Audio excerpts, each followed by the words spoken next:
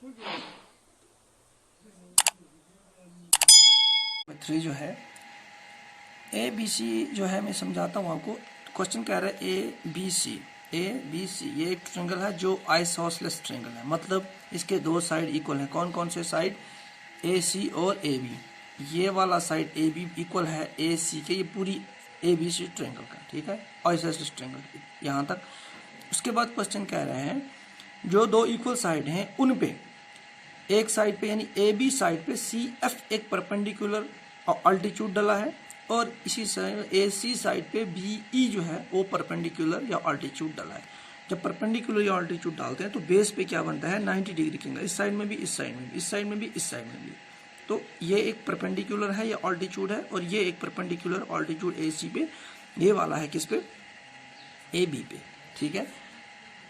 तो अब क्वेश्चन ये कह रहा है कि अब बताइए इस आइसोसेलेस ट्रायंगल में जिसमें ए बी इक्वल ए सी है, सी एफ ए बी पे परपेंडिकुलर है और बी ई ए सी पे परपेंडिकुलर है, तो अब बताइए कि ये जो अल्टीट्यूड है यानी एफ सी और बी ई ये भी आपस में इक्वल है। तो यानी आपको बताना क्या है?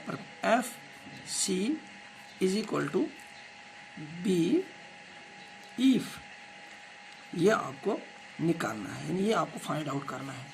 तो इसके लिए आपको गिवन क्या क्या है वो मैं आपको पहले बताता हूँ, अक्सर बताता हूँ कि गिवन जो है आपको पहले लिख लेना है अगर आपके पास टाइम है, या अगर आपको समझ में नहीं आ रहा। तो अगर आप समझ जाते हैं क्वेश्चन तो गिवन लिखने की ज़रूरत नहीं है।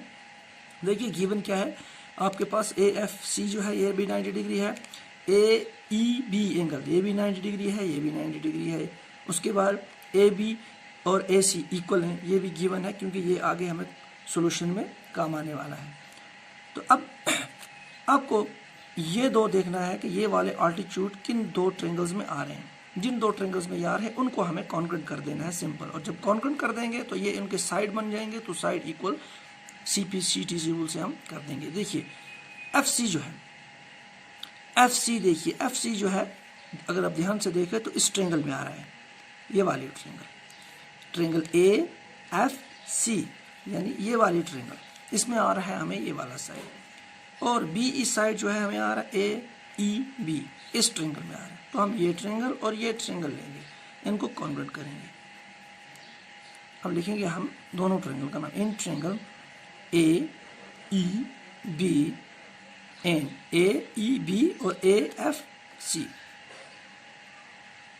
एफ सी, ठीक है। इनमें क्या करेंगे? Angle A is equal to angle A, क्यों? कॉमन, रीजन क्या है यहाँ पर? कॉमन। क्यों? देखिए ए ई बी और ए एफ सी दोनों में एंगल ए आ रहे हैं, इस ट्रायंगल में भी और इस ट्रायंगल में भी, दोनों में कॉमन है। उसके बाद angle A E B equal है एंगल ए एफ सी, दोनों 90 डिग्री हैं। Angle A E B equal है एंगल ए एफ सी, क्यों? बोथ क्या है? ये 90 डिग्री है, ठीक है। उसके बाद अगर इस ट्रायंगल में आप देखो, इस ट्रायंगल में ये वाला साइड ए बी इक्वल है इस ट्रायंगल के ए सी साइड, ये गिवन है, A B is equal to A C, क्यों? क्योंकि ये क्वेश्चन में गिवन है, क्योंकि ये आइसोसेलेस ट्रायंगल है। तो अब हमारे पास तीन पैरामीटर हो गए, कौन से?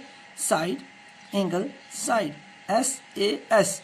तो अब हम यहाँ लिखेंगे, कह सकते हैं देयरफॉर, तो हम लिख सकते हैं triangle A E B is congruent to triangle A F C, क्यों?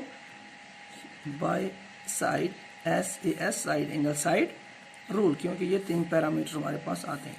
अब जब ये तीन पैरामीटर हमारे पास आ गए, ठीक है, अब हमारे पास ये तीन पैरामीटर्स, ये दो ट्रायंगल्स क्या हो गई? इक्वल हो गए। तो अब हम कह सकते हैं कि बी ई जो है और एफ सी जो है ये कॉरस्पॉन्डिंग पार्ट्स हैं इन दो ट्रायंगल के, और इक्वल भी हैं, क्यों? क्योंकि कॉन्ग्रुएंट हो गई। तो देयरफॉर हम लिख सकते हैं यहाँ पर,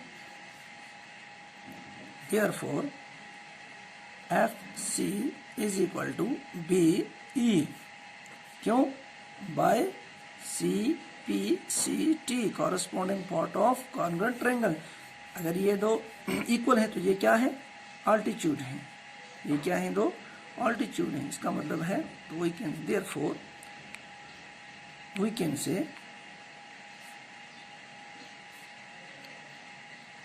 बोथ अल्टीट्यूड्स आर इक्वल है, ये हमें निकालना था, ये वाला। इस तरह हमारे पास ये क्वेश्चन जो है कंप्लीट हो गया।